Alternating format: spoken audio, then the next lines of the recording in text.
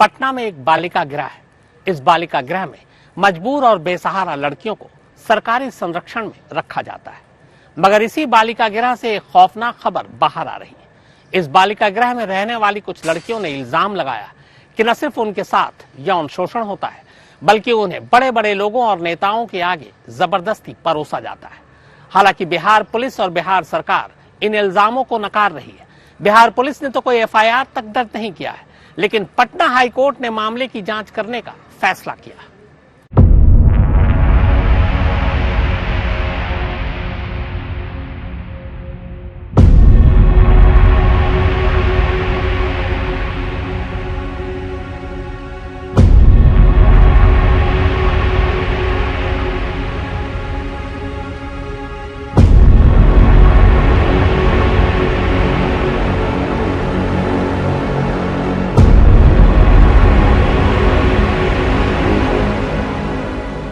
लड़कियों के साथ सेक्स होता है, हमारे साथ भी हुआ है, तभी ना हम आए हैं।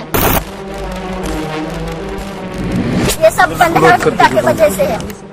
वंदना गुप्ता की वजह से हम बहुत मरने की कोशिश किए। रात में मतलब नशे की दवाई खिला के बेहोश कर देती थी, या जो लड़की अपनी मर्जी से चली जाए तो उसे भेज देती थी। लड़कियों को या तो जान से मार दिया जाता है मुंह खोलने पे, पिंजरे में तोता रखा जाता है, वैसे बंद करके रखा जाता है लड़कियों को, लेकिन आवाज कोई लड़की मर जाएंगे तो सही रहेगा ना।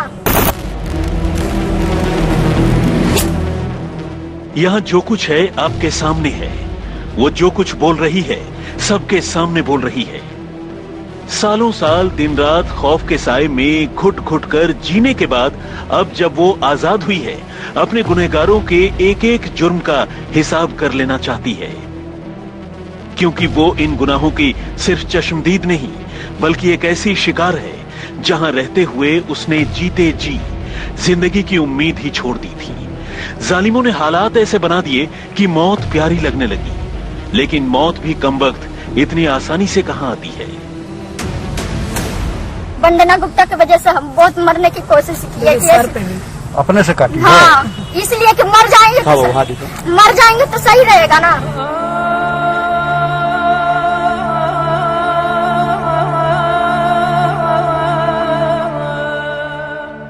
आपको 26 मई 2018 को सामने आई बिहार के मुजफ्फरपुर के शेल्टर होम की कहानी तो याद होगी। जी हाँ, वही शेल्टर होम जिसका संरक्षक ही वहां रहने वाली लड़कियों का भक्षक बन चुका था।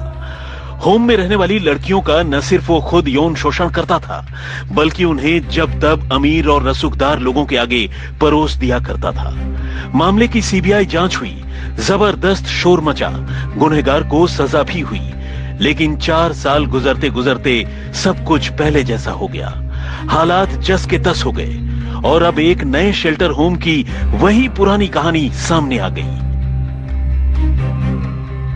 हालात, वक्त और किरदार बदल दिए जाएं तो शायद इतिहास ने भी कभी खुद को इतने कॉपी बुक तरीके से नहीं दोहराया होगा जिस तरह से यहां दोहराया गया। ये वाकया है पटना के उत्तर रक्षा गृह गाय घाट का, यानी पटना के महिला रिमांड होम की, एक ऐसे हॉरर हाउस की जहां फैले भ्रष्टाचार और सेक्स रैकेट की नई कहानी ने लोगों के रोंगटे खड़े कर दिए हैं। हुआ यूं कि अब से करीब हफ्ते भर पहले इसी रिमांड होम में रहने वाली एक लड़की यहां से किसी तरह बाहर निकलने में कामयाब हो गई। लड़की की माने तो उसने रिमांड होम से बाहर निकलने के लिए यहां की सुपरिंटेंडेंट वंदना गुप्ता को 4000 रुपए की रिश्वत दी, लेकिन उसने अब तक यहां जो कुछ देखा और सहा था, बाहर आने के बाद वो सारा कच्चा चिट्ठा खोल देना चाहती थी। वंदना गुप्ता समेत शेल्टर होम में चल रहे यौन शोषण के रैकेट के एक एक गुनहगार को सजा दिलाना चाहती थी और कुछ इसी इरादे से पहले वो पटना पुलिस के पास पहुंची, लेकिन जैसा कि आम तौर पर होता है, पुलिस ने उसे बाहर का रास्ता दिखा दिया। उसने हिम्मत नहीं हारी और एक समाज सेविका के जरिए आखिरकार पुलिस तक अपनी बात पहुंचाने में कामयाब रही। लेकिन हालत यह है कि उसने जो कुछ कहा उसे हफ्ते भर में पूरी दुनिया ने सुना। मगर इतना सब कुछ होने के बावजूद इस मामले में बिहार पुलिस ने अब तक एक अदद एफआईआर तक दर्ज नहीं की।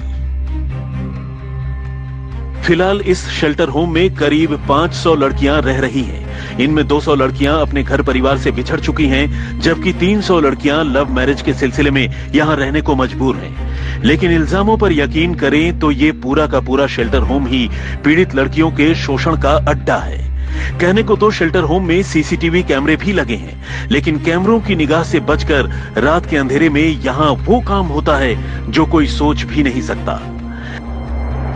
ठीक मुजफ्फरपुर वाले शेल्टर होम की तरह ही यहां रहने वाली लड़कियों को बड़े और रसूखदार लोगों के सामने पेश किया जाता है, और जो भी इसका विरोध करती है उसके साथ ऐसी ज्यादती होती है कि उसका अंजाम देखकर बाकी लड़कियां भी विरोध करने की हिम्मत नहीं जुटा पाती। हालात से हारकर कुछ खुदकुशी करने को मजबूर हो जाती है, तो कुछ इस होम की चारदीवारी के अंदर ही संदिग्ध हालत में मारी जाती है। वंदना गुप्ता की वजह से हम बहुत मरने की कोशिश की है। अपने से काटी? हाँ, इसलिए कि मर जाएंगे तो सही रहेगा ना। पीड़ित लड़की की माने तो होम की सुपरिंटेंडेंट यहां रहने वाली खूबसूरत लड़कियों पर खास नजर रखती है।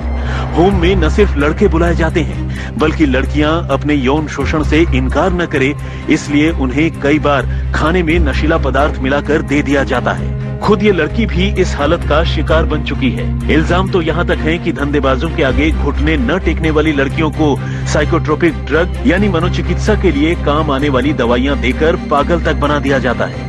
कई लड़कियां इस रिमांड होम से सीधे पागल खाने पहुंच चुकी हैं। रात में मतलब नशे की दवाई खिला कर बेहोश कर देती थी, या जो लड़की अपने मर्जी से चली जाए तो उसे भेज देती थी। लेकिन ये तो रही एक लड़की की कहानी। मामले को लेकर आवाज उठाने वाली समाज सेविका वीणा मानवी की माने तो अब उसी शेल्टर होम में रह चुकी एक दूसरी लड़की ने भी उस हॉरर हाउस को लेकर ठीक वैसी ही कहानी सुनाई है। 11 तारीख की डेट लगी है जिसमें पीड़िता को स्वतः न्यायालय सुनेगी। दुख है प्रशासनिक लोगों से।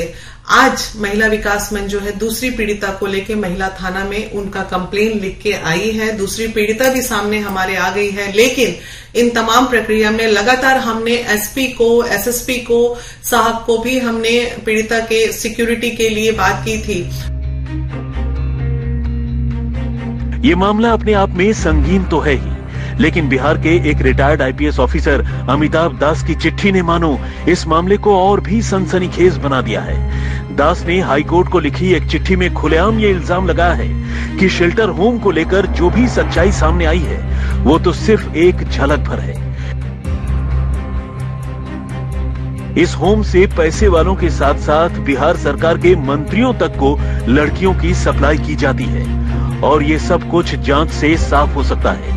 दास ने यह भी कहा कि उनके पास 4 मंत्रियों के इस रैकेट में शामिल होने के सबूत हैं, जिस पर वो जल्द ही कोर्ट में हलफनामा दाखिल करने वाले हैं। ये जो पटना में गाय घाट शेल्टर होम का मामला है, ये इसलिए बहुत ज्यादा गंभीर है क्योंकि शेल्टर होम की लड़कियों को बिहार सरकार के मंत्रियों के पास सप्लाई किया जा रहा है, और इसलिए बिहार सरकार ने मामले की लीपापोती के लिए अपनी पूरी ताकत झोंक दी है। आप समझ सकते हैं कि 10 रोज हो गए इस मामले को उजागर हुए, लेकिन आज तक एक एफआईआर भी दर्ज नहीं हुआ है, एक फर्स्ट इंफॉर्मेशन रिपोर्ट भी दर्ज नहीं कराई गई है।